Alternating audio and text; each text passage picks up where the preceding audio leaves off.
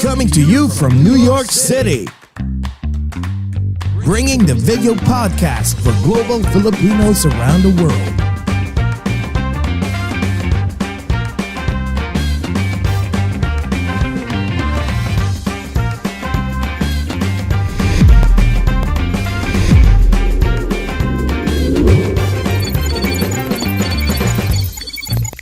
Watch and listen as we speak and get to know different celebrities, icons, influencers, and inspiring people. Join Jesse Dane and Jay Cass as they talk about anything and everything while bridging the gap between Filipinos of different generations and genres of choice.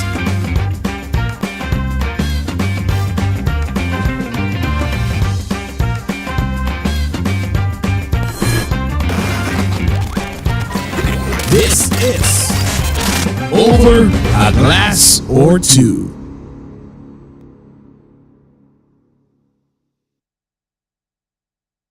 Ang tagal na music. Oo nga, ang tagal.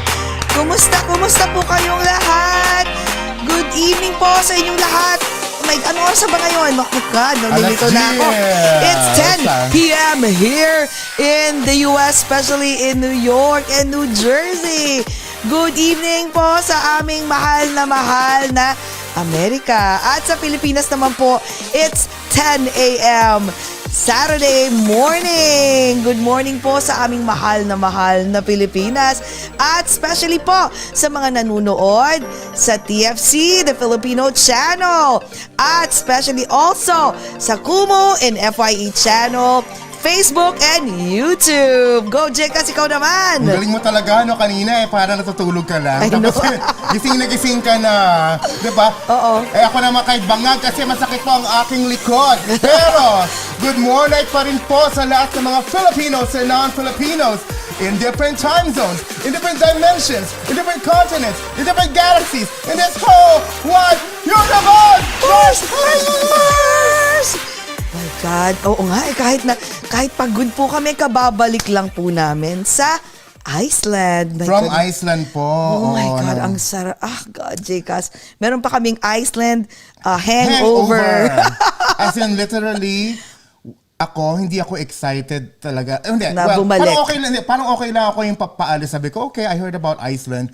I did not expect to be mesmerized and to be amazed with such a beautiful, magical, and kakaibang country. You know, talaga yung sinasabi nila na yung tour guide na it seems like we are from a different planet. And it's true because we were there like 9 days. This is not planet Earth.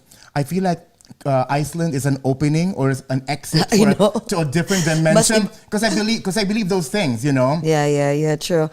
Ako parang I was expecting that Iceland will be a different country, but I wasn't expecting that. Like, it's really magical. Like, guys, if you have not seen Iceland, please put Iceland on your bucket list. Talagang it will be worth it.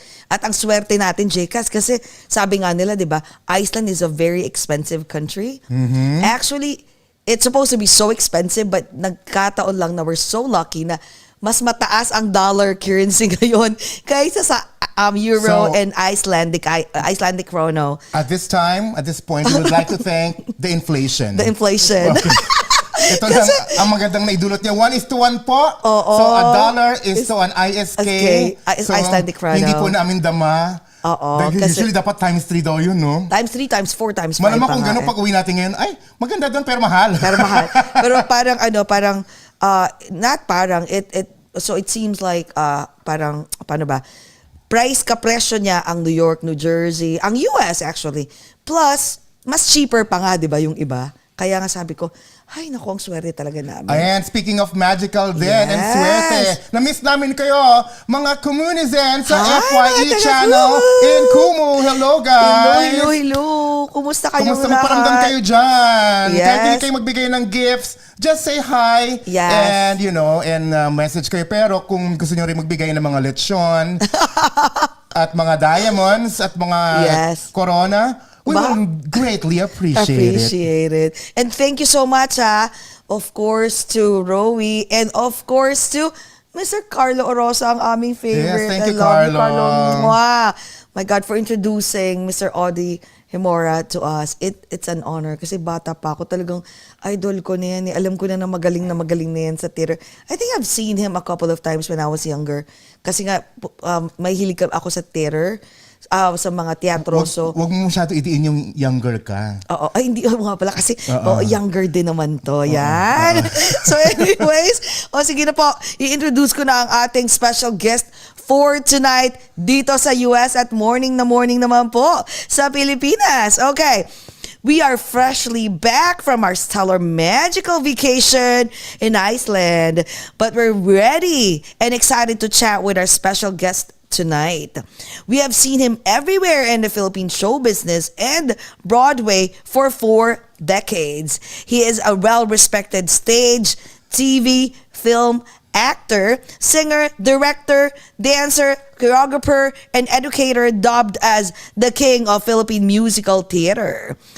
For his prolific career of over 70, maybe more pa, major roles in Broadway. It's an honor to meet and get to know the very talented guys. Let's all welcome Mr. Audie Gemora. Hello, everybody. I'm so excited to be part of your show. You know that I lived in New York for like 4 years. Oh my Oh, God. when was this? When was this? Nag-aaral ako dyan in the mid-80s, from 1984 to mga 1987, 88. Oh Yeah, my tapos God. pabalik-balik. I was there back and forth. In fact, I was a resident, but at one point I felt like my career na ako dito sa Pilipinas. So I gave up my green card. But Wow! You yeah. gave it... Pero wait, hold on. Kasi yung iba, kasi you're a good theater actor.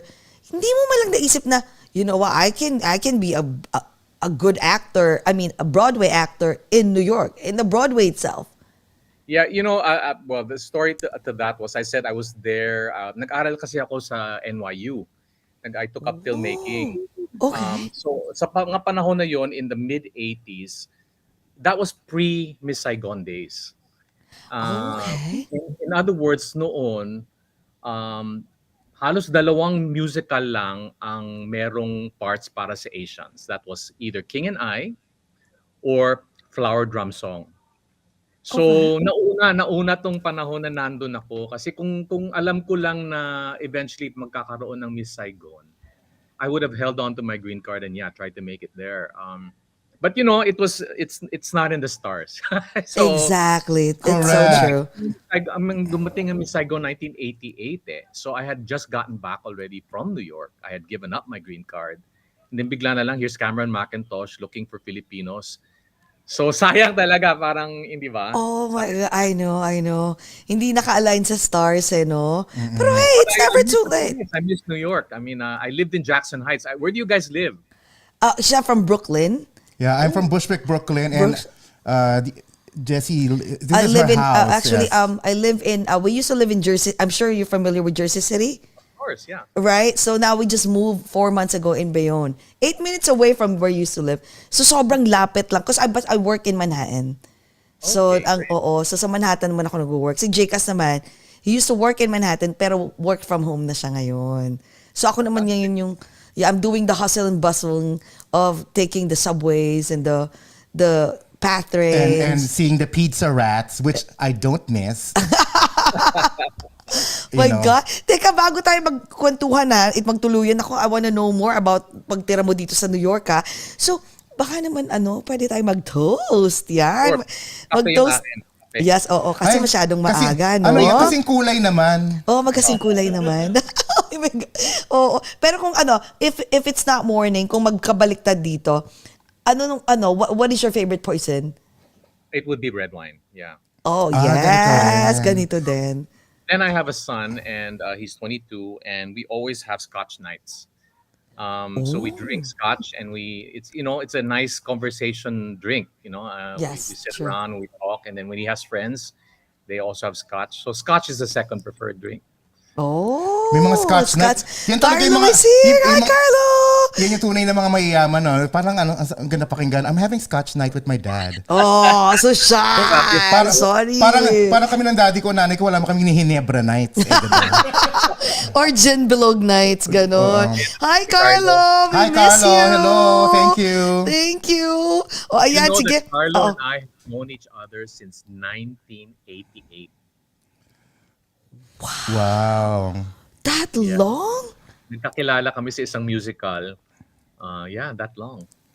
Wow. And until now, you're still good friends. Galing, Well, no? we call each other BFF. So we've been best friends for a long, long time, Carlo and I.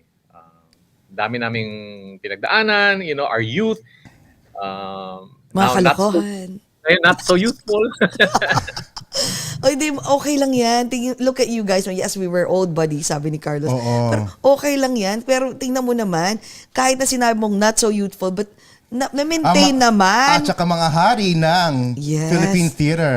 Diba? Bihira lang yung mga ganyan ha, na nag-maintain pa rin. Sabi, wag mo nang ibulgar. Theater keeps you young. Yes, so true. Yeah. My God. Oh, sige. Okay. Kaya mag-toast Toast tayo. tayo ngayon ha. Okay, go! Sa sambayan ng Pilipinas po at sa aming Dearest USA. Guys, that's all. Welcome, Mr. Audie Gemora. Welcome to Over a Glass or Two. Cheers! Cheers everyone. cheers, Kung nasaan man kayong panig ng mundo, kung pwede pa kayo uminom o hindi. Ayan. Cheers tayo. Oh my God. Audie, may isa pa. Picture pa pala. Picture na naman, may photo. Photo. Tapos kwentuhan na tayo ulit. Okay, go. 1, 2, 3. Ayan. Teka, Audie, ito Teka, dali Naka-curious ako. Di ba na-mention mo earlier na New York, di ba? You given up your green card and all. Pero wala bang hindi ba sumagi ulit sa utak mo na, you know what? Let me just at least go back again. And kasabi nila, pag gusto, maraming paraan. Pag ayaw, maraming dahilan na, let me go back again and pursue my Broadway career in New York. Kasi nga, the mecca of the Broadway, di ba, is in New York. Yeah. We talk about tadhana. We talk about Yes. anong purpose mo sa buhay, and sometimes yung American dream natin, for example, by the way, there's a song in Miss Saigon called American Dream, right? Yes. Yes. Yeah. So sometimes your American dream is, this is the path and this is exactly where I'm going to go. So na-mention ko na nung bumalik na ako sa Pilipinas, hindi ko alam na in just a matter of 1 year, magkakaroon ng audition ng Miss Saigon. By the time I came back to the Philippines, a lot of my friends, and that's when I met Carlo and some other people. Si Carlo kasi noon, he was a pop singer sa Octo Arts. Yes. Oh, naalala ko din yun. Octo Arts days mo ha. Okay, go, Carlo. Ang dami nilang, at saka nung bumalik ako mula kasi nung umalis ako, theater actor ako eh. Yes. And then nung bumalik ako ng Pilipinas, sobrang mainit yung OPM scene. Yes. Parang habang wala ako dito, 1986, nag-establish sila Legazpi, Jem Paredes, Mitch Valdez, yung mga yun, mga haligi talaga ng Filipino music. Nagtayo sila ng OPM, Organisasyon ng Pilipino Mga Awit. So nung bumalik ako dito, buhay na buhay ang musical scene. Yung isa pang close friend ko, si Freddy Santos, was like the #1 director. Galing teatro din siya. Si Raymond Lauchenko, pumasok din sa pelikula na at nagre-recording. So parang nainggit ako. So sabi ko, wow, I want that. Kasi bumabalik pa rin yung insecurity, di ba? Nung kanina nag-uusap tayo bago nag-umpisa yung show. Na sabi ko, do you guys know me? Because baka you don't, because I'm a theater person. So ganun pa rin yung insecurity dati na pag taga-teatro ka, konti lang yung nakakanood sa'yo. So na-insecure ako, and nung nakita ko yung mga kaibigan ko na nasa mainstream na, sabi ko, I want that. I want to go into pop music and all of that. So in-approach ko yung asawa ni Gary V, si Angeli. Miss Angeli, okay. Oh, wow. Na nakilala ko siya before, and she she was like a big theater fan, Like when I approached her, sabi ko, "Hi, Angeli, I want to explore the possibility of being managed by your company, Genesis." I mean, oh my God, Audie, I'm such a big fan. I want to manage your theater career. Sabi ko, not theater career. I wanted Oh, okay. Gusto ko po mag-crossover. Ah? Diba? why do you wanna go into pop? Oo. Na-shock. Oo. Nag-shock siya, and then I was already in my, at that time, I was already in my I was already about 28 or something. Medyo late na pumasok sa pop singing. But sabi niya, sige, okay, if you really want to do it, then let's do it. Pero marami kang babaguhin. Kailangan mo aralin yung mainstream, scene ng entertainment, showbiz. Sabi niya, theater ka, yung boses mo masyadong bravura, So Yes. to learn how to sing na mas mahangin, mas get familiar with music. Tapos galing ako sa English theater, so hindi ako masyado akong Inglesero at that time. Yes. Kaya kailangan matuto ka mag-Tagalog, and all of that. So talagang lahat na kinailangan gawin para matuto ako maging mas showbiz, they did for me. Eventually, they got me into a recording contract. So at that time, around about the 1980, 88, I was already in showbiz. Pumapasok na ako sa pop singing. So iniwanan ko yung theater career ko. Kinalimutan ko na yung mga theater. Hindi na ako kumakanta ng Broadway songs, ganyan. Pumasok ang Miss Saigon audition. Okay? Nobody knew what it was. Nobody knew what they were looking for. They just had auditions at the CCP. So I went there, and I was also, because I met Angeli and all of that, I became a born-again Christian. So at that time, I was so into Christian music. So I went into auditions not knowing what they were looking for. I went in there and I sang a Christian song. It's called Upon This Rock. So there I am, singing Upon This Rock, I'll build my kingdom. Kala ko, pasok na, and then na-thank you ako. Na-thank you ako. Oh my God, okay. Thank you. So nagulat ako because at that time I thought that I was number one in the theater, and all of a sudden na-thank you ako, So to make a long story short, the very first batch of Miss Saigon Filipinos who were taken to Miss Saigon, that's Leia, Monique Wilson, Yes. Amador, Michael Williams, Junix Inosian, Robert Senya and Isay Alvarez, Janine Desiderio. Marami sila na nakuha na discover because of that audition. I did not make it. So for the record, I did not make Miss Saigon. And I was so affected by that thing that I was wrestling with God. I said, God, bakit ganon? Why? Why did I not make it? I said, look, if there's another audition, can you just show me that I still have it? Just show me, and then I won't take it anymore. At that time, may Christian ako, so sabi ko, is it because it's about prostitutes? Baka hindi ka kanais-nais sa isang Kristiyano mag-play ng pimp or whatever, right? I had that struggle. And Miss Saigon London moved on to be such a major success. Leia became a major star. And Miss Saigon was the most celebrated thing that happened. It changed talaga the lives of so many Filipino performers. Nabuksan ang pinto. Now all of a sudden, Filipinos now can start dreaming of going to Broadway. It's true. Yes. Because before that door was not open for us. Yeah. And correction, I've never done a Broadway show. I do Broadway musicals here in the Philippines. Okay. So that's the dream, to do it on Broadway. And all of a sudden, Leia and that whole batch, they've done it. They did it. Okay, London yon. Because of the success of London, ang usually mangyayari is now dadalhin sa Broadway. Yes. So they were going to do now Miss Saigon Broadway. And again, Broadway in New York, yes. Leia was the one who was going to perform. And then the other lead guy, Jonathan Price, who's British, was playing the engineer, who is supposed to be a Eurasian character. Nag-audition sila ulit dito sa Pilipinas. Sabi ko, Lord, please just show me I can make it. And then I will take the role. Just show me that I have it. Kasi dinala ko yun ng mga 3 taon na mayroon akong insecurity. Am I not good enough? Blah, blah, blah.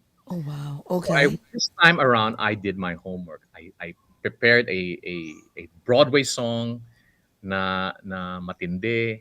Went in there, I sang, I acted, and then the musical director, John Caddick, said, oh my God, he stopped. He says, oh my God, you're engineer material. How did they miss you the first time? Oh, Sabi ko, oh, I don't know. I said I sang a Christian song, and he said, hold it. When you're auditioning for a Broadway show or you're doing musical theater, it is about acting. So what we need to see as a panel is you acting. In other words, you bring life a song. If you sing a Christian song, most likely you're going through some kind of spiritual, and it's very internal. We can't read that. So that's probably Oh, what that happened make to you. that makes Sabi, that's sense. probably what happened to you. You're just going through this internal thing, and you were not. We were Acting. looking for fierce Viet Congs, and here you Yeah, are. yeah. Yeah. Yung gumagano. We watched Miss Saigon eh. Okay, okay.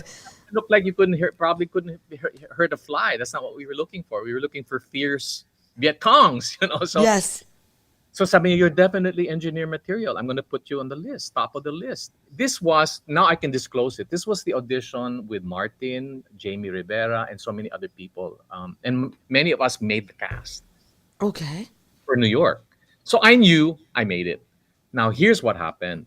You guys are familiar that in New York that there's such a thing as equity. It's like a union for actors. It's called Yes, Yeah, Actors. yeah, yes, yeah. yes. When Actors Equity found out that they were going to fly in Leia, Jonathan Price, and a bunch of Filipinos from the Philippines, they raised hell. They protested. Nagkaroon ng such a big bangayan between Actors Equity and Cameron McIntosh that it even drove Cameron McIntosh to the point that sabi niya, okay, if you won't allow me to bring people in from London or the Philippines, I'm going to cancel all my shows on Broadway. That's Cats, Phantom of the Opera, Les Mis at that time. Oh, So, wow. syempre natakot ang buong Broadway kasi Yeah, those were the shows. definitely. So they decided on a compromise to only bring in Leia and Jonathan Price and drop the Filipino cast. So, hindi na naman natuloy ang pupunta. Oh, What? yun pala yun. Okay. So technically speaking, I did make Miss Saigon, but technically speaking, I've never played it because hindi natuloy. Hindi natuloy. But you know what? Things happen for a reason, no? Exactly. Now, this is my dugtong to that. So the time na that this was happening, my pop career was starting to take shape, right? And then I met a lot of people. And the following year, because nga, born again Christian ako, nagtayo Yes. kami ng theater company called Trumpets. Oh, there you Ayan, sikat na sikat go. yan. Now, Trumpets would have not been formed if I had gone to Saigon. Get? Yes. Yes. Oh, it's like this is what I meant by tadhana. This is what I mean by when God has a purpose for you. Sometimes this is the American dream, and that's the logical place to go. Yun ang dapat tatahakin natin. But then God does another thing, and then you realize, wait, no, I wasn't meant for that. He has another plan for me. Itong plan na pagtayo ng Trumpets has given birth to so many shows, has trained so many people. After Trumpets, nagtayo kami ng workshop called Play Shop na halos lahat ng mga artista ngayon sa teatro at saka sa pop singing dun dumaan. Christian Bautista, Sam Concepcion, Carril, Morissette, name it, they've all been there. So parang it was a completely different direction, but it has given more fruit. True. Kung True. isipin mo yung fruit at saka legacy, mas malawak ang nangyari dahil dito ako napunta, napasok. Imbes na dito. If I had done Miss Saigon, I probably would be living abroad, like a lot of my colleagues who stayed there. Like si John Briones is doing fantastically well. Oh, yes, we had an yes. interview with John. It's Yes. Hollywood. Okay. He's Yeah, oh true. my God, it's amazing. He was a chorus boy when I was playing lead roles. Really? Yes. Oh my But look how far he's gone. That is his path. That's his path. On his path. And his daughter, di ba, na rin, accomplished actress din. Yes, Yeah, kasama exactly. din Kasama siya. din. Galing. So that's what I'm saying by kanya-kanya tayong purpose. It's And true. I'm That's happy so that true.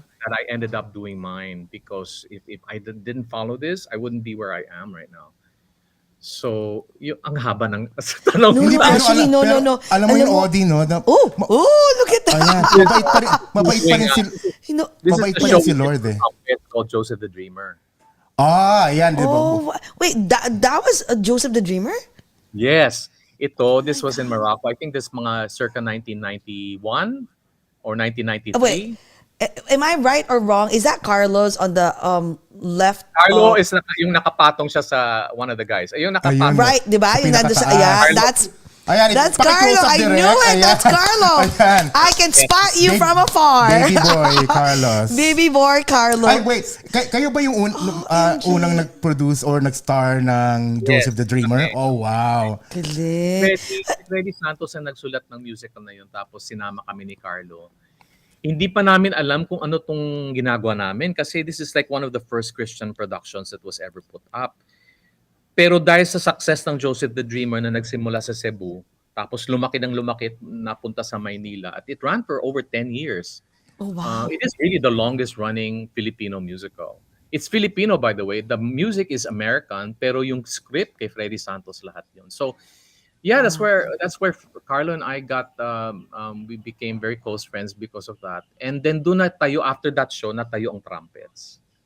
So, you know, his Galing. Pero alam mo ano, kasi ako I'm a firm believer of like I know like the, everything happened for a reason, and Correct.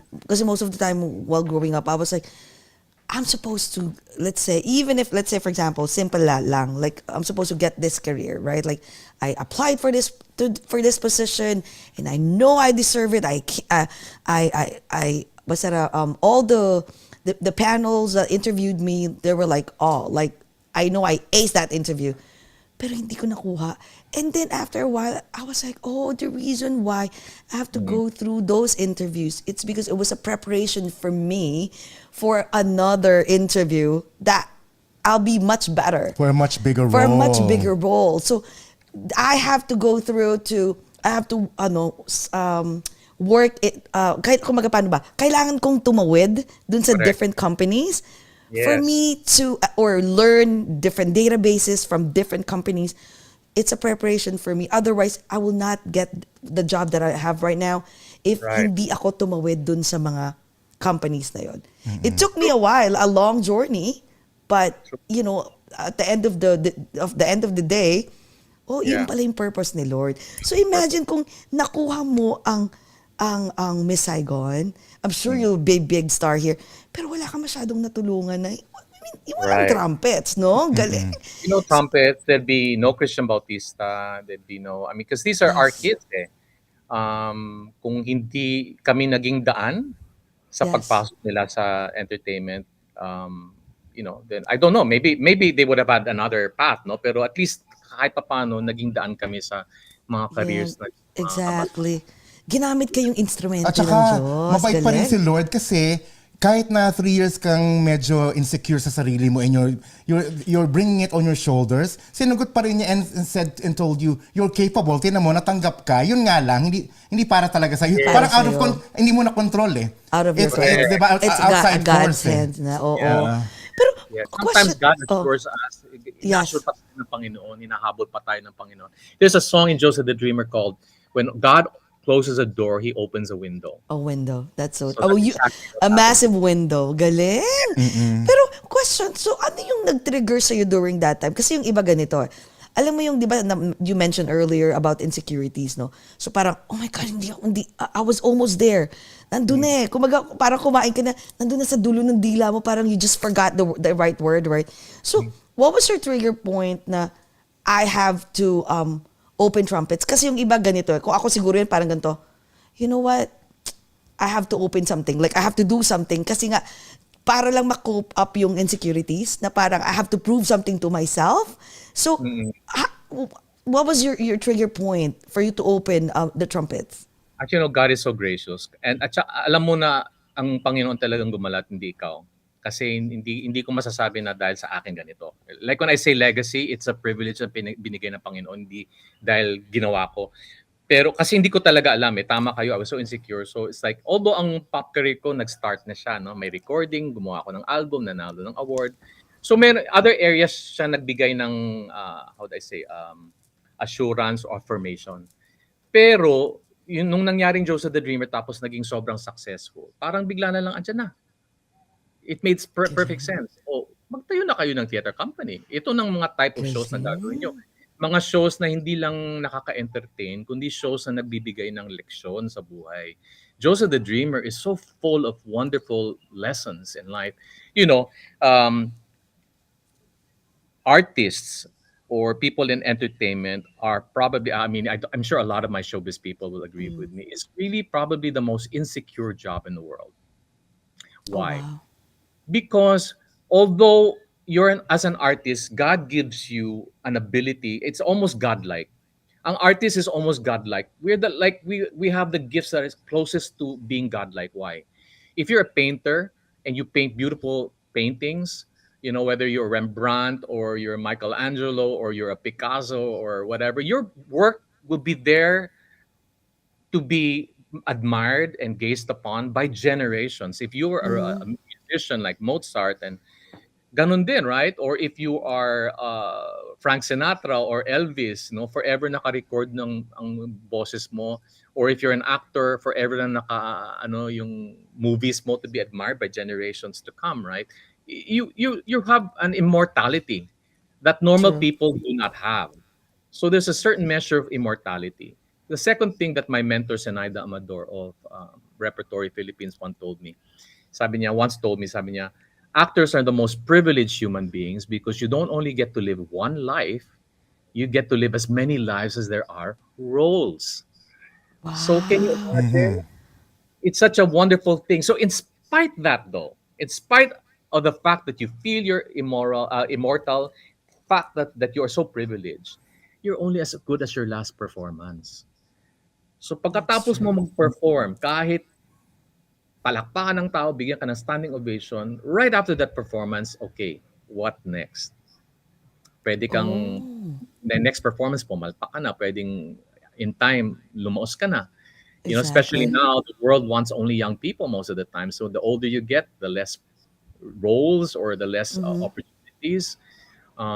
So it's a very, very insecure position to be in, and I think actors or performers are some of the most insecure people around. Yun nga, And sinabi nga because yan. and then lalo na sa teatro, at least pag sa pelikula o sa television, makakapture yung performance mo forever. Pero kami sa teatro noon, kahit gaano ka pa kagaling at gaano pa kaganda yung performance mo, pagkatapos ng moment na yun, tapos na. It will never be relived. It can never be, tapos na siya. Just one bow, and then you're done. And I would go home feeling high for a few hours, and after that, wala na. Very fleeting ang satisfaction ng performance. Because it's very internal. Parang, admire me, like my performance. It's me, me, me, me. Actors and performers tend to be just about me. Because ikaw ang Oh, ina-admire ng wow. tao, Yes. right? But it's very short-lived. It's very fleeting. Nakaka-addict Plus- ba yun, Audie? Parang, kaya na din gusto mo rin, you can't wait to go back the next day kasi usually, mostly everyday Oh siya. my God, look at you. Yung gusto mo, yung gusto mo This is my i-perform. pop album. Because that's my pop album. Oh, wow. Oo, Tignan mo, ang ang gwapo. gwapo. Alam mo, kahit nasa teatro siya, nakikita ko siya parati sa TV rin. Kaya sabi ko, crush ko tong si Audie. Hindi siya ka-Audie, Long alam mo, hair. you know what, it's a negative thing, but yung na-mention mo earlier na at least yung mga actors and actresses sa cinema, it's like you can watch it all over and over again. At saka may take 2, take 3, take 4. So, okay, cut. If the director doesn't like the performance, then you can still have another chance to perform again and give your 100% shot. But during the theater, wala. Pag mali ka, patay. Plus, bawal pa kaming mga audience mag-take ng video. So, yung kumaga, kasi I'm a fan of Broadway. So, every time, nakakainis, parang, sana mo lang kahit konti lang para lang mauwi ko yung ma-capture ko lang yun, tapos panoorin ko pa ulit-ulit. So, it will always be just inculcated in my mind and just like recall all the songs and this and that. Just makakalimutan ko na. Pero at least I have the playbill. Kaya nga sabi ko, pero alam mo sa totoo lang, sobrang, aside from comedians, hinahangaan ko talaga sa mga theater actors and actresses kasi sabi ko, galing nyo, ang talino. I mean, the fact na, imagine mo, you have to memorize it for, imagine 2 hours yun straight or 1.5. Sabi ko, ang galing. Kaya, alam mo sa totoo, yung na-mention ko sa Audie kanina, bata pa ako, gusto ko kaya ako nasa theater noon hanggang college. Tapos sabi nga ng daddy ko, anak, wala nga pera nga dyan, nak. Huwag mo nang isipin. Kasi nakaka-high mag-umarte sa lahat ng, alam mo yun, kahit na maliliit lang na Ano yung mga roles mo? Che. Bakit biglang che? Hindi, alam mo, hindi nakakatawa. Alam mo, nung college ako, I don't know kung may mga classmates ako, okay, may nakuha akong role nung third or fourth year. Third year ata or fourth year. Nakuha ko yung role na yun, pero I have to sing. And I don't know how to sing. So, wala akong choice. Parang, wala akong choice kundi kumanta na lang ako. Kahit na parang, ano pa itong boses ko? Pero kumanta, I mean, I can sing a little bit, pero hindi yung ganun kagaling. Don't you think my collection is complete? pero alam mo, after nun sabi ko, pwede pa kaya akong mag-singing lesson or something? Pero iba yung hype pag nandun ka sa theater. Pero why do you think, Audie, na bakit pag sabi ang theater actor, walang pera?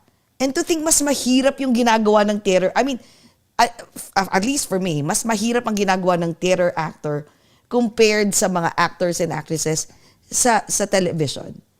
Bakit tingin mo maliit lang yung salary? I mean, not maliit, pero parang konti lang ang nabibigyan ng chance to become somebody and someone sa theater acting. Simple lang yan, very easy to explain. It's just pure economics. Dito sa Pilipinas kasi, we are a third world country. In other words, hindi naman sa anything, it's really the truth lang naman. But we're not a rich country, di ba? Most people are hirap na ang pinaghahandaan ng bawat pamilya Pilipino at least dito sa Manila is yung Manila Film Festival na nangyayari isang beses lang sa isang taon sa Christmas. Yun na yun, parang mag-iipon na sila para sa pamilya nila para madala yung buong pamilya sa isang pelikula, makakain sila sa Jollibee or McDonald's, right? Pinaghahandaan nila ito. Kasi you think, well, how much is a 300 peso ticket, right? For an ordinary Filipino, that's a lot of money, lalo na kung malaki yung pamilya mo. Tapos kakain pa kayo after that. Ang laki lang, yung may ano pa kayo, yung transportation. So it adds up. It's very, very expensive. Most people cannot afford to watch theater here in the Philippines. Bakit? Hindi katulad ng pelikula or TV. TV, you just put on your TV set, you can watch for free. Right? Sure. Doesn't cost you anything. Pelikula naman, you can watch 300 pesos and you can watch it in several cinemas at the same time, several screenings, right? So you can accommodate more people because of that. Multiple screenings, multiple venue. It can play for a long time. It can play, you can have maybe 4 screenings a day. Sa teatro, dahil live, ang lugar maliit lang. Pure economics. At dahil maliit lang ang lugar at iilan lang ang seats, ang silya, syempre tataas ngayon ang cost ng bawat silya. So, I think the cheapest ticket you can buy for theater production here would be about 500 pesos. Ngayon na tumataas na lahat, the dollar is going up. Probably going to be 800 pesos per ticket. Ang pinakamahal na ticket sa teatro is probably about 4,000, 4,500. Wow, true. So that's true, not, true. hindi kaabot kaya ng normal na Pilipino, ng average Filipino. That's why it's not as popular because they can't afford it. Filipinos, if given the opportunity to watch live shows, will love it more than TV and film. Definitely. Right. True. It's experience. You feel it. Right? You're para kang bahagi ng show. That's why you love it so much. Yes, because you're there, di ba? True. It's a communal experience when you're seeing a live performance. Yun nga lang, hindi ma-afford ng average Filipino. That's so true. Ano ba yung mga sa sinuuna dati? Ano yung sarsuela ba yung tawag doon? Parang ganun. Sarsuela. Pero sa Amerika, dyan sa Broadway, and you're so lucky to be there, it's a whole industry. At hindi lang mga New Yorkers ang nanonood. The people from different countries. Yes. Even many times when I'm watching a Broadway show and you're lining up there in that two-first sa tickets, tickets. Sometimes you're lining up with and then you hear all these Midwestern Americans there who've never been to New York, lining up for shows. Exactly. That's so it's true. It's a whole industry. That's why you can make it a career in the US because it's a big industry. Same thing in London. It's a big industry. Dito sa Pilipinas, Hindi pa. Malay mo, di ba? And even in the States, sa Broadway din, yan din yung reklamo rin naman nila or hinaing nila na talagang Taas na, no? It's a passion project it's a passion For thing everyone. for the Oo. actors, but they know that they couldn't really get a lot of money from doing it. Yeah. It's more of like it's a bragging right, or like I did Broadway, even for the Hollywood stars that are doing Even, it. alam mo sa totoo lang, Audie, dito ha, kasi ako, I love Broadway. Kami tatlo ni Direk, we love to watch Broadway shows, no? Pero since I've been working in the corporate America for so many years, for 23 years. So, hindi lahat din ng tao, mga co-workers ko, nakakapanood. Kasi they have this notion na, ay, ang mahal ng theater, ang mahal ng Broadway. So, ganun. Yeah. Kaya parang, oh, have you seen this? Have you seen this? Have you seen this? I've met so many people that they have not even seen not even a single Broadway show. So And they live tatanungin there. ko, and they live here. So tatanungin ko, why? Kasi magkukwento ko, papakita ko yung playbill. My God, it's too expensive. How much was it, Jessie? How much did you pay? I'm like, this much. Ay, nako, I'll rather do this. I'll rather do this with that much money. Pero nabubuhay ang Broadway dito. It's because of the different people from different walks of life, from different countries. Yeah, Pero at the same time, yung mga tourists, pero at the same time, yung iba na, kaya ngayon, alam mo, naawa nga kami kasi may isang magandang show. Biglang, siguro mga 2 years, si back. Tapos gaganon kami. Tapos biglang magugulat na lang kami yung prices. Dati from $100-something, $80 to $200, $300. Biglang magiging $28, $49. So gagawin kami, ay magsasara na to. Kasi, Pero so we know now already na magsasara na to. Pero sabi namin, sayang. Tama rin yung kaya nga dina-download na yung Today's Sticks app kasi doon ako nakaabang. Oo, Today's Kasi Sticks. there are certain days that it's really half the price or even Yeah, lower. true. And then maybe yun yung mahinang araw or whatever that is. Pero doon ako nag-aano na I allot time for that. Sabi ko, okay, so Yes, kasi why don't you, true. I can watch this quality Exactly. show for lesser. Uy, tsaka Audie, meron kami ditong actually before pandemic, doon kami na-addict ni Jay, kasi kaming tatlo, lottery ticket. Yeah, I heard of that. Yes, we won. Alam mo, for some reason, nagugulat ako. Sana, Lord, totoong loto na lang ako nanalo. Lagi ako nananalo. Oo nga. Tapos yung ibang friends ko gumaganito, Wisit ka, ako nagsabi sa'yo dyan. Ang tagal ko nag-join, hindi ako alam mo, minsan tatahimik na lang ako. Hindi, binili ko yung ticket. Kasi I kept on winning. Like, I was like, what are the odds of, winning lottery, Broadway lottery?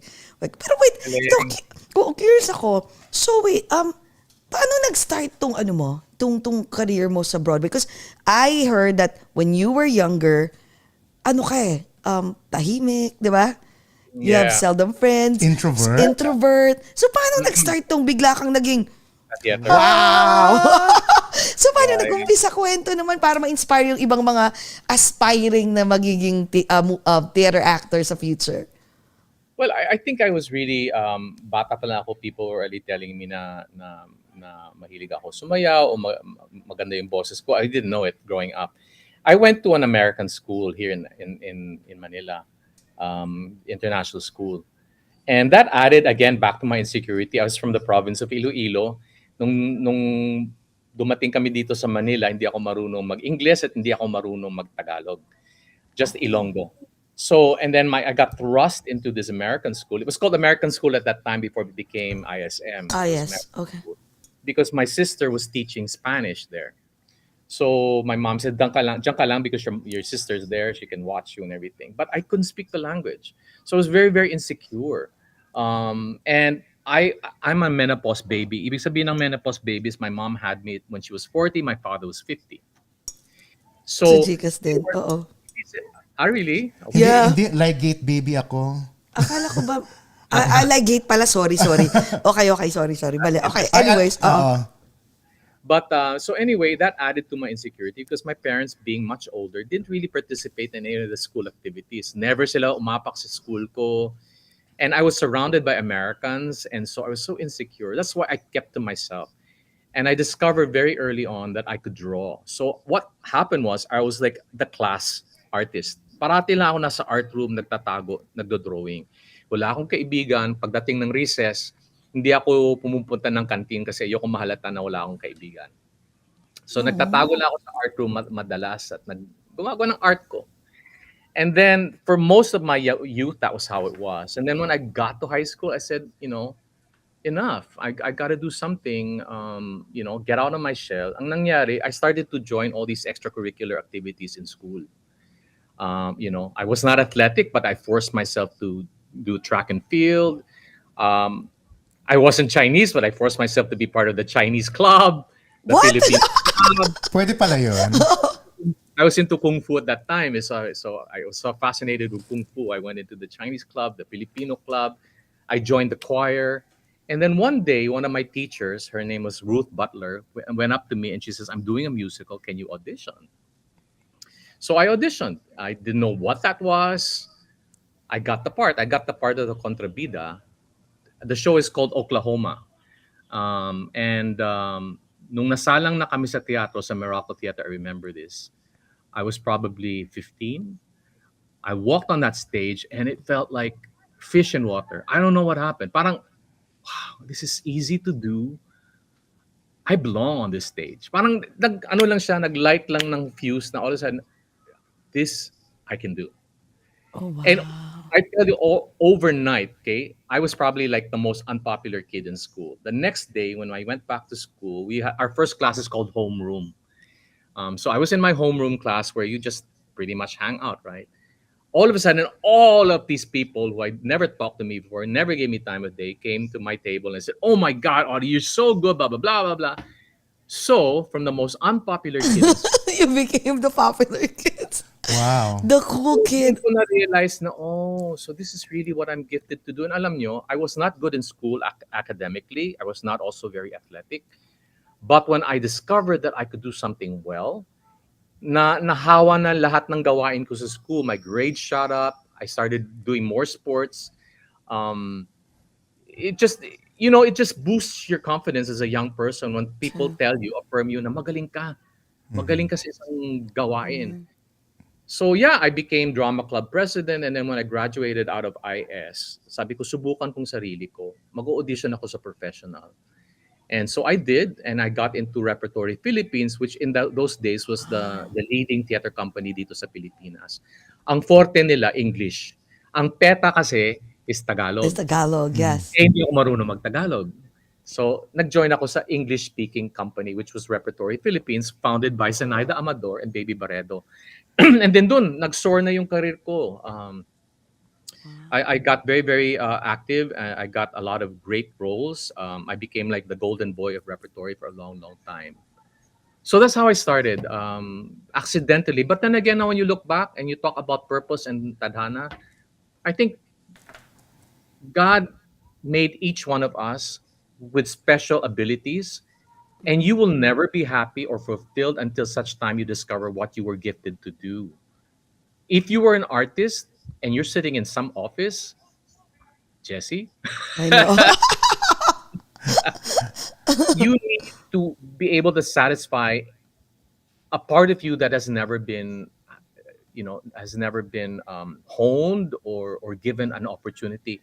Meron tayong left brain, right brain, right? Ang left brain natin is basically our cognitive, numbers, and all of that. Ang right brain is our creative brain. And yet, when you go to a traditional school, ang halos turo sa atin, puro traditional, na puro lang cognitive. That's why I struggled so much in school, because my creative side was never tapped. It was discovered accidentally through the theater. And the moment that brain, that side of my brain, which really was more powerful on my side, then it affected my other side, right? So Yes. it's so important for people to discover, lalo na kung magulang ka and you're trying to figure out what my kid can do. Don't project what you do onto your child. You give your child every opportunity to find out what they are gifted to do, because once they discover that talent and then you help them hone it, ando na yon. The path becomes very, very clear. And they're going to excel wherever they end up Natural doing. na That's so lang. true. That's so They true. love it because they love it.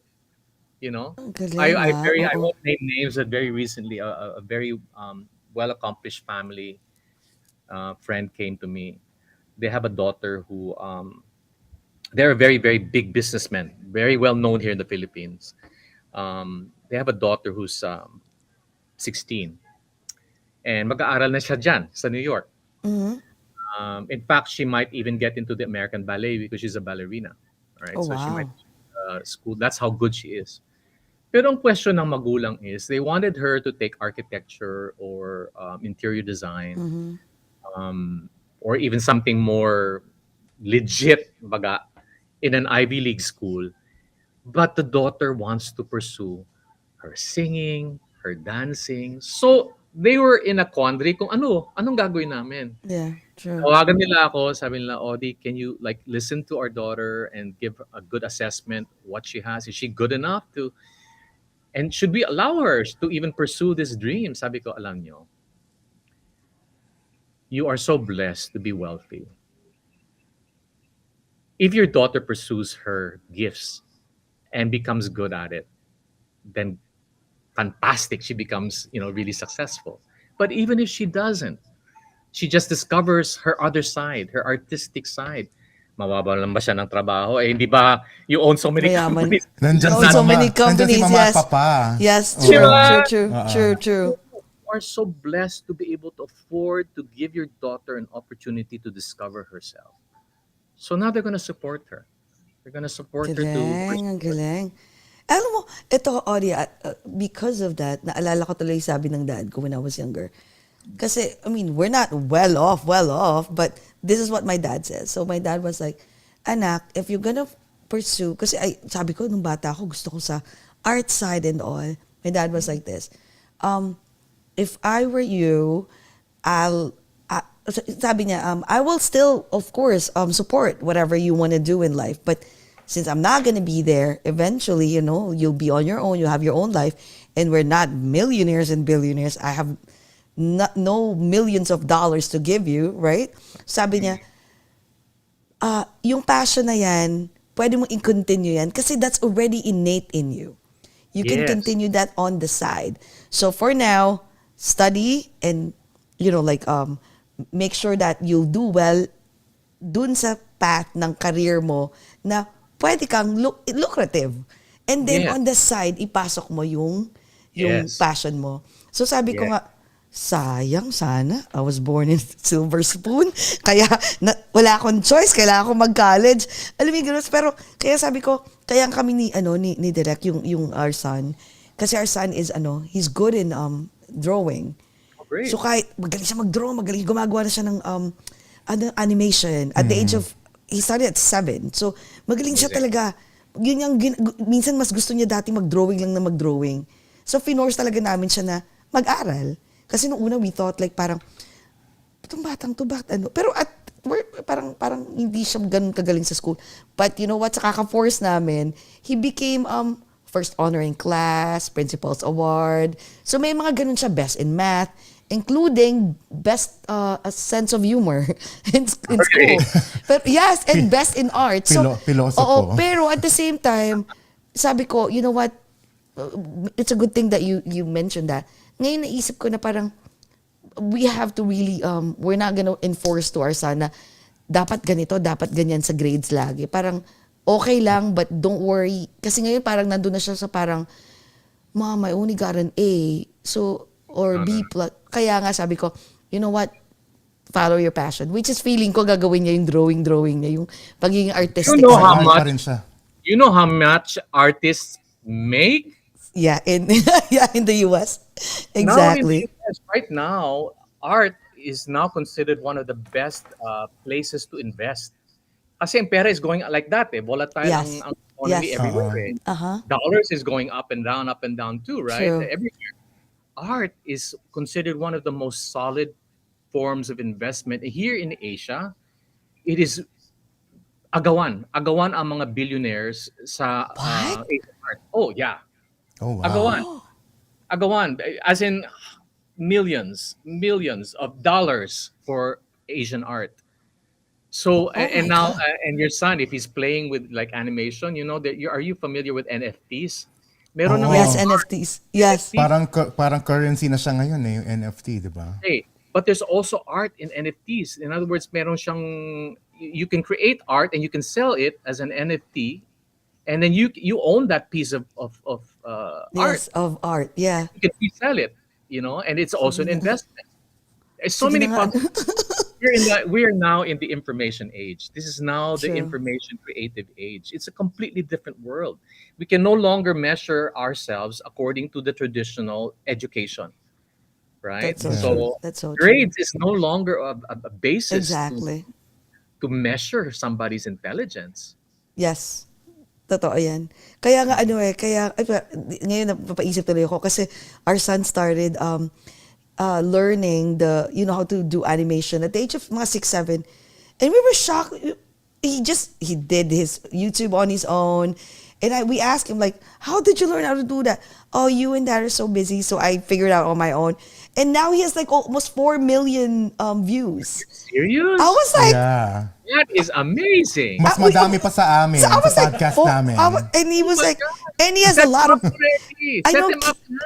I know kids are commenting and I'm like, Oh my you're God. that good. He was like, yes, Mom. He I has, was an, like, he has an alter ego on YouTube, right? While we're babbling here, 3 to Does he 4 have a times a YouTube day channel? before. Does he have a YouTube channel? the Halo dude. The Halo dude. Well, it's the Halo dude. The Halo dude. So gumagano ako the viewers, yung viewers niya, he has like isa na parang all kids, they're all kids. Kay dad niya, they have a community. A community. Fantastic. So I was like, okay. I was like, all right. So siguro He's nga got 6.9 thousand subscribers. yes, but if you look at his views, he has like a couple of views that's like millions of views. I was like, paano nangyaring may millions of views ka? Eh kami nga wala. Ganun ba kadaming bata sa buong mundo? Ganun ba? He just showed that to us, Mom. Look, during that time, Mom, I have 1 million views already. I was like, oh, is it ours? It was like, no, mine. I was like, what? I even prodded him like, oh, can you share your subscribers to us?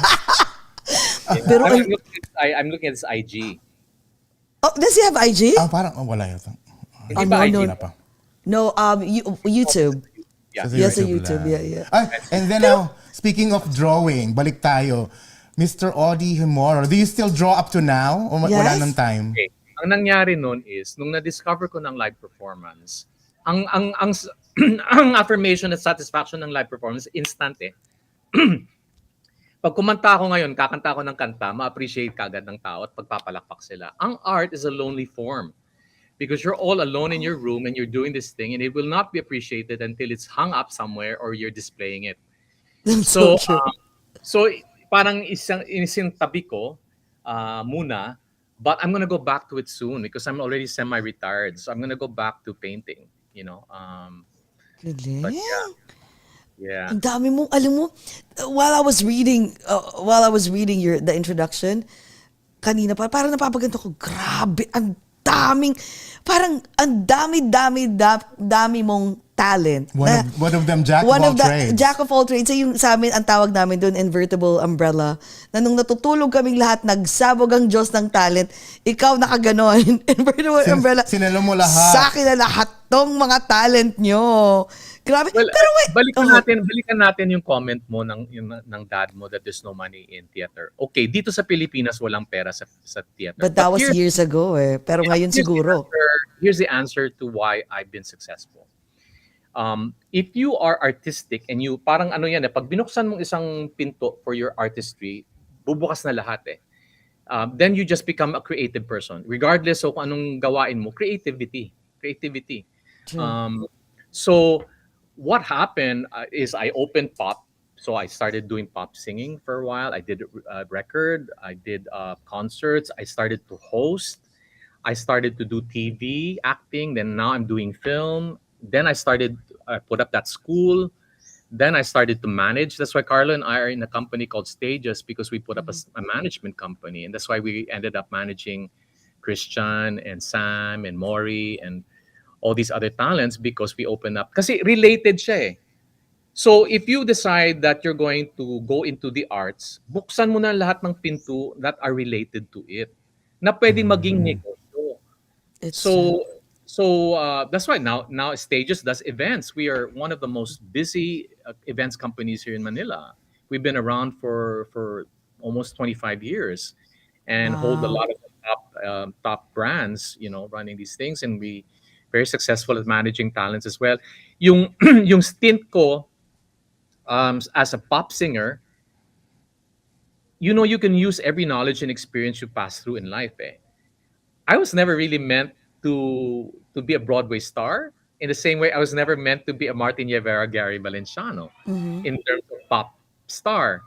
But ang experience ko na mag-promote ng sarili kong album, na pumunta sa record company, pumunta ng radio station at mag-promote ng kanta, pumunta ng mall at magkakaway-kaway ka dun sa mga shoppers. Yeah. I learned all of that. So by the time na dumating na ang Christian Bautista, Carlo and I, who's also a pop singer si Carlo, lahat ng experience niya, ginabi namin kay Christian. You know how we discovered Christian? Nag-aral yan sa amin in a workshop. Tapos pinasok namin siya sa isang musical na chorus lang siya. Tapos so many of the girls in the cast were crushing on him. He was probably 21 at that time, 20 years old. Gwapo naman kasi. Oo. Sabi ni Carlo, alam mo may potential tong bata na to. Mag-manage kaya tayo. Sabi ko, ha? Di naman tayo marunong mag-manage. Sabi niya, hindi. Manage natin to. Sabi ko, sige, ikaw ang mag-manage. Tulungan lang kita. I'll support you. So that's how we got into management. And ang una namin ginawa kay Christian ay sinali namin siya sa Star in a Million, isang competition. So kayo pala yun. Kayo ang salarin. Galing. Okay. Kami yun. Nakakatawa yung story na yun. Kasi si Christian at that time, wala talaga siyang alam. He was just this gangly young guy. Walang alam. Tapos kukunin pa namin yung mga pop costumes namin na 1980s, 90s. Oh my God! May mga shoulder pads. Oh my God, okay. Oh wow, okay. Tapos i-coach namin ng kung paano kantahin tong kanta na to and everything. Eto pa, natalo siya. Siyempre si Eric ang nanalo, di ba? Si Eric. Yes. Si Christian, fourth place lang tapos na-eliminate siya. Pero the day that he got eliminated, Warner Records called up and said, we want him. So in spite of the fact that natalo siya, we clinched a record deal, and then soon after that, we came up with that monstrous hit, The Way You Look at Me. Have you guessed it, Christian, by the way? Yes, we did. Oh my God. Because he's celebrating 20th anniversary. Can you imagine? It's been 20 He was so Oh cool. my God. And He was drinking scotch with us. No, this time we will ask Christian again, because now that we're on TFC na. Because in a few weeks you'll see this on TFC. So we great. would like to invite Christian again. At least nasa Yeah. TFC na, definitely. Okay, ang galing. So parang find if you're an artist, find ang pinaka related lahat yan eh. That's so Pwede true. kang theater actors na what do theater actors do? Ang dami na ngayon nag-television at saka pelikula. I mean, John Arcilla is from the theater, Yes. right? Yeah. Sobrang sikat na ngayon. And si Noni Buencamino, yes. si Charmaine Centenera na asawa niya, si Irma Adlawan, puro yung mga theater people. Halos lahat ngayon ng mga support sa television are all theater people. As a matter of Theater fact, people. every time there's a new casting brief, theater people are always called. I'm doing a teleserye in GMA 7. Ooh. Wow. Alam mo, Mm. ito, wait, what's the name of the teleserye? Pwede na ba i-reveal? Hindi pa. Yes, kasi malapit na ipalabas. Caught in His Arms. It is hindi ba sa ABS they have Star Magic. So ang Yes. GMA naman has a new group called Sparkle na si Mr. M ang head. Si Johnny Manahan. Okay. Number one, there are no permanent enemies and there are no permanent friends. That's so true. Yes, in that's so Philippine true. show In the Philippine business. show business. Correct. That's so true. So I mean, who would ever thought that Johnny Manahan, who was such an icon and fixture of ABS, would be working with GMA? With GMA Yes. 7. We were talking about it too. We were like, what the heck happened? So lahat yan kaibigan natin. We are all Exactly. So they have a new group called Sparkle, and they're also discovering these young kids. And this particular show or series is called Caught in His Arms. Is about this young couple, and I play. I think the grandfather. Imagine I'm playing a grandfather role. Pogi pa din na grandpa. Oo. Alam mo, sa totoo lang, Audie, you can portray any role. Kahit na you portray again at 20s or at 30s. Hindi naman Medyo 20s. 30s na lang, 30s or 40s. Ayan, pwede pa. Etchos na etchos eh, Oo. 20s. Hindi naman, sorry, okay, fine. Let's be realistic. Nakakatawa kasi 30s. nung tinawagan ako ng GMA, sabi nila, Sir Odds, gusto ka namin kunin for a teleserye. Sabi ko, anong role? Lolo? You know? So Pero after my ego died down, sabi ko, sige, I've never done a teleserye. I'll try it for Are experience. they gonna whiten your hair on the side? Because that's what I usually see. Exactly what they did. That's for sure, no? You're so Pero good. alam mo, Audie, ako, ever since, sinasabi ko yan kay JV tsaka kay J, kasi pag nanonood kami ng mga teleserye or Filipino movie, nasa spot ko kaagad kung sino ang galing sa theater. Oh, really? Kasi, paano ba sabihin? Pag galing theater ang actor na nasa teleserye or sa movie, iba nila din ni-deliver yung character. As in, di ba sinasabi nila, you have to, kailangan mong ma-feel siya, para internalize, para ma-immerse.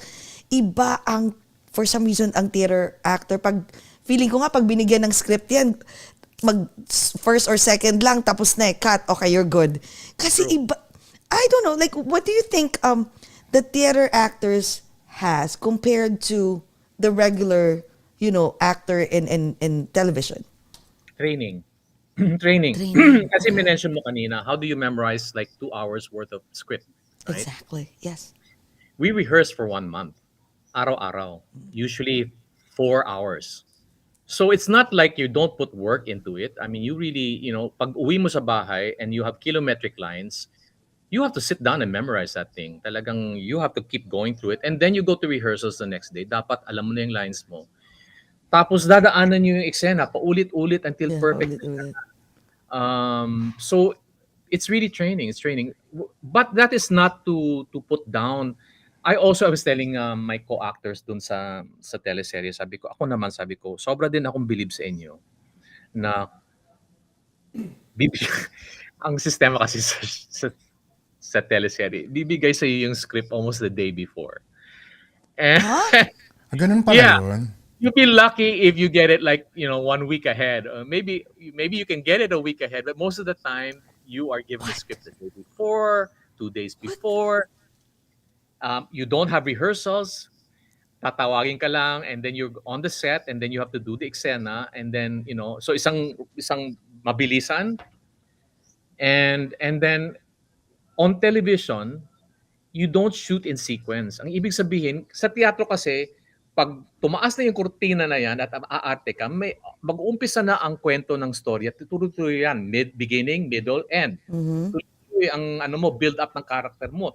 So kung darating yung eksena na magagalit ka o iiyak ka, may pinanggagalingan, madaling gawin. I can cry just like that if you ask me to in the theater. Just easily. Like In the theater.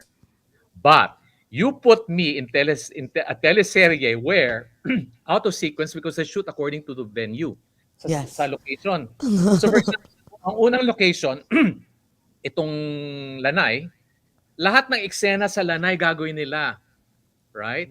So pwedeng unahin nila ang eksena na hindi mo pa na pinakadulo ng storya. Storya. Na hindi mo alam. Yes. Oo. Alam mo kung saan ka nanggaling. Wala kang panghugutan. Oo. Kasi umiyak ka ngayon. Ngayon, iyak ka na. Ha? Sabihan mo lang ako na wala nang pagkain, iiyak din ako. Iiyak talaga. Tsaka alak. That's 100% sure. Oo. Do you get what I'm saying? Na sabi ko sa mga TV actors, movie actors, dito naman ako believe sa inyo. Because I saw them act, right? On the spot, iyak ka ngayon. My God, the tears will just like, saan galing yan? Pero meron silang technique na halos, parang meron silang parang isang shelf na andun na yung mga emosyon. Anger, sadness, ganyan. Naayos na nila lahat yan. At kung ano lang kinakailangan na eksena, hugutin na lang gagamitin. Ang bilis. I admire them for that because ako naman hirap na hirap ako for that. Sobra akong hirap. Ito pang hirap na hirap ako. Meron akong sinut nila akong isang eksena when I'm looking at a picture of somebody that I miss. Tapos so tumitingin ako sa picture na ganyan. So parang andun ng emosyon, andun na, iiyak na ako maya-maya. May nagtutulak sa akin sa ilalim. Para camera angle. Oh. So habang nag-emote ka ganyan, nag-emote ka bigla lang. Tutulak. Tuloy, ang tumataas na emosyon, galit or inis, Oo, kasi parang buisit na to. Oh my God, ganun pala Hindi yun. na lang Parang, sabi na, cut, start again. Oo, ganun. Tinutulak ka. How do you deal with that? Pag ganun hindi mo pala alam, nangyayari? kailangan mag-float ka. Ano ba yun? Diba? So how do you... I'm you're adjusting. just adjusting. I'm learning how they do it. But what I'm trying to say is, whether you're a theater actor or a TV and film actor, you have to be good at your craft, and you have to learn the Exactly. craft and adjust. So no one is better than the other. Yun lang. Pero- Siguro experience lang. Ang lamang lang ng theater people is experience and a lot of rehearsals. Kaya mas ganun kayo tawag nito, kagaling pagdating sa ate. Ewan ko, feeling ko talaga, ang theater actors is the number one. Theater and comedians are, tawag nito, pinakamatalino. I mean, at least for me sa akin, pinakamatalino. And when it comes to punctuality, kasi di ba ganun talaga, kailangan yung rehearsals, yung kailangan nandun kayo. Otherwise, sisigaw si direct, di ba? Ang director. Di ba, papayain ka, di ba? Pero question, what about during that time that na nakakalimutan mo yung mga words? Kasi syempre, live yan eh. So, how do you deal with it? Okay, we are taught in the theater na alamin mo talaga ang lahat ng punto ng character mo. In other words, everything your character does on that stage, may tinatawag namin objective, may want. Like say, I want to drink my coffee right now, so I pick it up and drink it. My objective is to get that coffee and drink it, right? So kaya alam na alam ko yon. And then the line could be, it is a really hot morning and I need cold brew. So sabihin natin yan ng line. So you have to really memorize, I have to get this drink, and that is your line. If you're so clear about your objective na kukunin mo itong drink mo, iinumin mo, kahit makalimutan mo pa yung line. Kasama ba yung pagbuhos? Impromptu. Okay. So kahit makalimutan mo yung line, okay? Kahit makalimutan mo yung line, because clear ka sa objective mo, you can paraphrase. So kung makalimut ka ng line, so it might not be like, if I forget the line cold brew, I'll just say, it's so hot today, I'm just gonna have really nice cold coffee, because I know that that's what I'm supposed to do. It's the same. So it's the same idea. Yes. It's a little bit trickier when you're singing and you forget the lyric. Like just 5 days ago, I was in a fundraising concert and I was singing a song. And I did something na extemporaneous. In other words, nag-improvise. I called a couple up. Tapos kinakausap ko sila. That was not the plan. I just, spur of the moment. Feel ko lang nadalin sila sa stage. And I started to talk and sing to them as a couple. Hala, nakalimutan ko yung word. So what happened? Anong ginawa mo? Because I was clear about what I wanted to say in the song, which is, don't let this girl go. Don't let her go. The word that I forgot was fly. Just don't let her fly away, right? But because clear sa akin what the song was trying to say, what the objective was, even though I forgot fly, I said, okay, crap, I don't remember the word. Anong sasabihin ko? Drift. Just don't let her drift away, right? So nobody noticed that I screwed up in a line because clear pa rin yung objective. Pwede pa rin, pasok pa din. Pasok pa rin siya. Pwede pa, Pwede Kaso ko, kala ko Rick Astley bigla na, please, don't go. Don't go! That is what I'm gonna do. Pero wait, that's also what makes live so wonderful. That's so true. Anything can happen, right? I mean, you forget a line, ma-aksidente ka on stage. You know that one time I was doing a performance and then this huge set piece hit me on the head like this, tumama ditong ganyan. I thought I was gonna black out. The audience, gumana ng audience kasi natamaan ako. And I was acting with Michael De Mesa. So nung nakita niya na natamaan akong ganyan, ng napakalaking set, it was like just imagine this door hitting your face. So I thought I was gonna black out. He held me, and then we walked out of the set, and then he says, "What? Can you go back on?" And ang nagdala na lang sa akin was adrenaline. Sabi ko, yeah, if I faint on stage, then we stop the show. But if I don't faint on stage, let's just go on. So after about a minute, I went back on stage. I was bleeding, and then but the show goes on, right? Oh my Then God. after that, they rushed me to the hospital. But that's what makes live performance so ibang klaseng experience talaga. Because Gano'ng any katagal pa yung duration ng that you were bleeding up to the end? one more act, one more act. Yeah. Yeah. Wow. Puro That's buti really naman hindi ako Professional. nagkaroon ng fracture. I didn't get a dedication, fracture. diba? Yeah, you know, I was trained kasi I was trained by Sanaida Amador, who said that the show must go on no matter what happens. I did Les Miserables. I was playing Javert and I had dengue, and I didn't know I had dengue, but I had high fever for 3 days. But I had to go on that show, so I just did it as best as I You were could, and wait, you were acting while you have a fever? yeah, super high fever. Because I didn't know dengue siya. But if you're familiar with Les Miserables and the character Oh Javert, di yes. ba siya yung bad guy doon? Yes, yes, we There's a watch it. Yeah. time lang that they catch him and then they tie him up. And then when they tied me up, hindi ba in dengue, pag tinay mo ang sarili mo, magkakaroon, tourniquet ang tawag doon. If you tie your arm or something, magkakaroon ka ng rash. Okay. Doon lang nalaman when they tied me up on the third day of my fever of performing this thing, I started to get the rash. So I said, "Oh my God, you have dengue. Go home." You know, buti na lang I had an alternate. But yeah, we were trained kasi that no matter what, Yeah, unless no you're matter. dying, it goes on. Grabe. Is that wait? I know you have a school right now, right? They're called what's the name? What's the name of the school? It's, Performing Perform- arts musical I'm theater? sorry. What was that?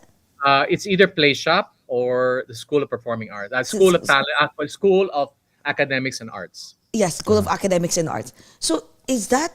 Do you also teach your your students? Do you expect them? Do you expect them, or do you at least try to at least like pass on what Mr. Gion Reyes Dengue or no taught dengue? you? So ganun ba? Do you try to pass on that knowledge? Well, you know, it's about passion and it's about commitment. But hindi naman. I no longer believe that. I mean, especially ngayon may ano na tayo eh. May alternate system na tayo. So pag merong sakit, merong magre-replace. We just did Joseph the Dreamer with Sam Concepcion. Yes. Yeah. Galing. He's Joseph, but now he's the Joseph. Now I'm the father. Galing. So, Galing. Maniwala kayo, hindi. We were the first production to go on after the pandemic. So there have not been shows for the last almost 3 years dito sa Pilipinas. And we took a risk by saying, sige, tayong unang sumalang. And that time, medyo kagagaling lang sa Omicron na Oh wow. stage. So we were prepared for the possibility that what if any in the cast gets Omicron, what happens? So we put up what you call a swing system, which is on Broadway. That's what they do. Now, ang ibig sabihin ng swing system is meron ka parating kapalit. These people who are swings, wala silang gagawin kundi aralin lang ang mga roles para pag merong magkasakit, sila ang sasalang. Yes. So that's what we call swing. So we put on a swing system for the first time. We've never done that before here in the Philippines kasi short lang dito sa Pilipinas eh. But because of the Omicron, naglagay kami ng swing system. Then we tested every rehearsal, right? Oh wow. But nung sumalang kami sa theater, finally, we were supposed to open. Nag-test sila. We were supposed to open Friday. Nag-test sila Thursday. 5 members were found to be positive, including Carlo. Including Oh, Carlo. actually, sinabi nga ni Carlo sa akin yan. I My heard about God. this from you. Okay, okay. So we had to think fast kung anong gagawin. We were going to open. All of a sudden, we can't. You Because can't, there are 5 members. We had swings to replace 4. Si Carlo walang swing. Ah. So because of Carlo, we had to postpone the show. So ang ginawa namin, kinalculate na namin ang Omicron. Omicron is 5 days. Omicron, what happens is, when you test positive, it will take 3 days and then you get symptoms. And then you suffer the symptoms for 3 days. Pagdating ng pang-5 araw, mawawala na siya. So on the fifth day, almost predictably, wala na yung Yung virus. yeah. So kinalculate namin, okay, kung ipopostpone natin yung show to next week, 7 days, we can get back on. So that's what we did. So we postponed for 1 week our opening, and then we had to live out the 5 people who got sick. Wow. Pero but look at Joseph the Dreamer now. Imagine sa Yeah. November again. Buhay na buhay. Sana, alam mo, yun yung sinasabi namin, kahit even with Mr. Gary Valenciano when we had him on Oh, the he's show. fabulous. Oo, Fabulous. galing. Yeah. Sabi nga namin, sana meron dito sa US. It Ayun might bang tour, ha? It might tour. Oh, Sa wow. US? That's good Yes. news. Oh my God, in New York? Hopefully, but it's by a local producer here who's going to bring it to the States. So malamang it will be for local Filipino communities. But Oh there's my- a plan. There's a plan. You have to watch. Uy, Please. di ba Oh sinabi my- natin kay Sir Gary na sana may mag-tour pumunta? Ayun na nga. Ayan na nga. Nasagot na. Oh my God. Alam mo, kahit hindi siguro New York or Jersey or whatever. Oh my God. Yeah. Definitely. Yan yung dream namin talaga mapanood ang Joseph the Dreamer. Na yung original cast ha, kayo ang cast. Hindi yung tipong... Dasal natin yan. Yeah. Galing, my God. Congratulations. I know it's an hour and a half na. Diyos ko. Pasensya na. We had so much fun. Grabe, Thank you. Audie. Ang dami naming natutunan. Teka, last question ako ha. What about your love life naman? Mabilis lang. So, kumusta ang love life? Like, Hindi I don't have a love nakatakas. life. I just have a family. I have a son. You know. Oh, okay. At least you yeah. have a son, right? So, ano, nakuha ba Right. niya I'm yung... very proud. I'm very proud of him. He's 22. He's doing great. He sings beautifully. Oh, But he's also good with numbers. So, but So the left brain and the right brain parehas are working. Galing, ah. he's better at numbers than I am. So lahat ng business, ikaw na ha. Ikaw ha. Galing, no? Kaya pala, tandem kayong dalawa. Galing. Yeah. all Oh in the my family. Family business. Family business. Family business. Yes. Yeah. Thank you Yeah. so much, Audie. Thank you. I know it's an hour and a half. I know we're supposed to just do this for 1 hour kasi nga meron ng show ang FYE Channel ngayon. So ginagano na kami, huy, bilisan nyo. Maraming salamat, Audie. It's an honor. Wait, Thank you. And I hope to meet you one day when I go to New York. Actually, yes, please. I think that's please, the plan next year. I'm going to go next year. promise, ha? Ay. We'll add you. Is it okay if we add you on Facebook? Absolutely. Yeah. Yes? Yeah. Yay! Thank you. And also, if you have time, check out my YouTube channel. I also have a YouTube channel. Actually- Actually, I was about to mention that. Kasi pinapanood ko yung vlog mo, especially yung food. Yung food Oo vlogs mo. nga. Crap, Yung ang galing. TikToks mo. Alam mo, ang galing Sabi ko, mong mag-vlog. the voice, you just listen to him narrate about this restaurant and I'm like, I completely want to go there. I You know. Lalo na yung lechon at saka yung pig House of and Lechon. House of Lechon. Oh my God. Sabi ko lang yata si Audie, ginutom ako. Ayoko na, mag-uumpisa na ako magpapayat. Kaya gano'n, sabi ko, huy, mag-lechon tayo Namamayagpag din bukas. siya sa social media, Galing. akala mo ha. So come on, please, sige na, sorry for interrupting you kasi gusto ko lang talaga sabihin na I'm so proud of you dun sa sa vlog mo at finalo you. na kita. Glad you're following. Thank you. Yes, well, it's yes, a yes. new thing. Like, you're never too old to learn something new. That's So so itong blogging and all of that is something that I'm learning because we were not able to perform for 3 years because of the pandemic. Yes. So I decided na instead of being bored, I'll entertain myself by blogging and mukhang it's happening now. Yes. Uy, continue. Don't stop, ha. Don't stop. Thank you. Sabi ni Ginger Sparky, grabe his performance at Joseph the Dreamer. How I wish Audie can do that again. Hehehe. Oh, thank you so much, Ginger. Thank you. Watch us again. We're coming back in November. May In back, November. And hopefully dito naman sa US. Pero Audie, sige nga, before we end, please invite everyone to all your shows. Lahat na, please promote. Well, ayun lang. Basically, I have a YouTube channel. There are a lot of performances that I post there, so you can enjoy all those performances. And then some of my vlogs on IG or TikTok. And for those who are living here in Manila, we're returning with Joseph the Dreamer at Maybank Theater, starring Sam Concepcion and Gary Valenciano. And watch out for Caught in His Arms with GMA7. Ipapalabas na yun soon. God, ang daming labada. Grabe. Ang daming labada. Conquering the Broadway world and also television and film. Galing. Nako, sana all. Pero, Question mo siya. oo. Teka, last promise ha. Teka, promise ha.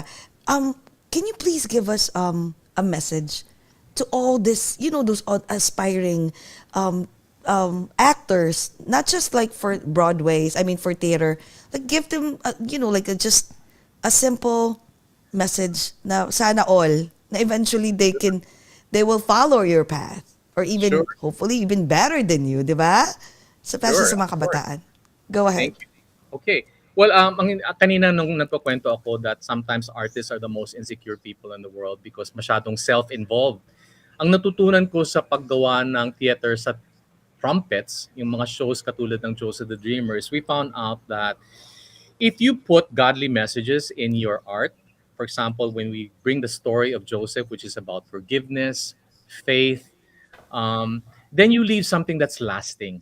It's not just a short performance, tapos na. So in everything that you do, you need to understand that there's an eternal dimension to what you do. And if you understand that, then you're not going to just live for the moment.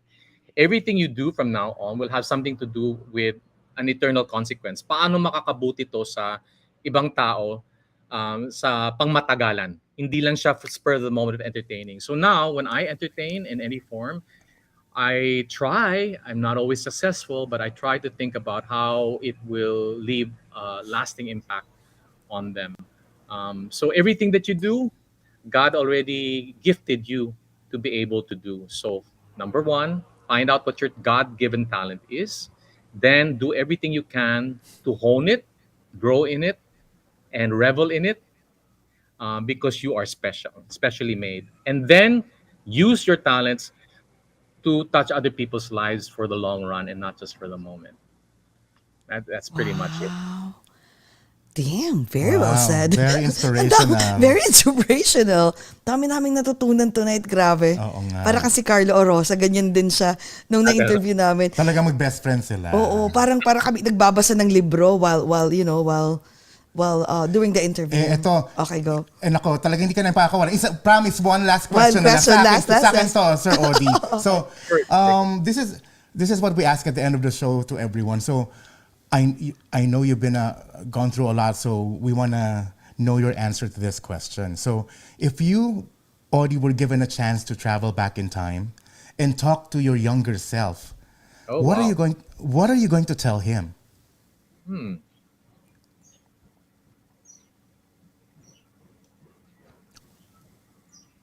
I guess the same thing that I've been telling everybody here is that you are special. God gave you gifts and talents and has a purpose for your life. Sana you got to know God first earlier so that you wouldn't have made all those mistakes. But even the path that you took with all the pitfalls and all the mistakes and all the things that you caused for yourself, use it as a learning experience.